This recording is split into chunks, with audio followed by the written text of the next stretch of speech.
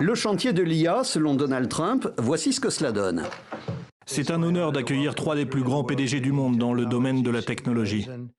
3 leaders pour un coup de main intéressé. Un géant des investissements, un spécialiste du cloud et le propriétaire notamment de ChatGPT. Tous réunis pour lancer Stargate, comprenant des investissements d'au moins 500 milliards de dollars.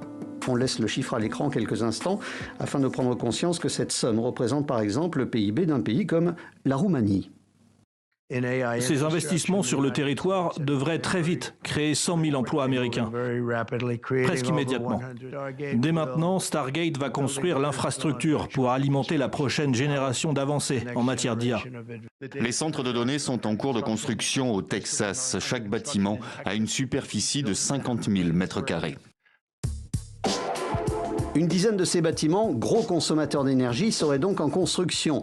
20 autres chantiers dans d'autres États américains devraient très vite être lancés. Tous les entrepreneurs liés à Stargate ne sont pas forcément américains.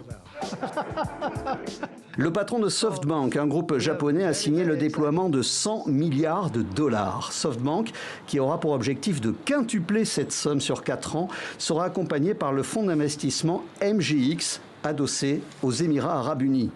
La Maison-Blanche affirme que tout cet argent au service du développement de l'intelligence artificielle américaine aurait pu aller vers la Chine, très active, et dont l'ambition est de devenir le leader mondial dans ce secteur. L'Europe, quant à elle, semble courir derrière les 2 géants et les sommes colossales engagées. Sur le vieux continent, l'heure est encore aux tentatives de réveil. Si ce choc technologique, on n'y répond pas par la bonne stratégie d'investissement public, les facteurs iront s'allouer ailleurs. Quelques heures après la présentation du projet américain, certains journaux se demandent si l'Europe n'a pas déjà perdu la guerre de l'intelligence artificielle. Dans 2 semaines, ici, au Grand Palais, Paris recevra le sommet pour l'action sur l'IA, avec peut-être une réponse à la hauteur.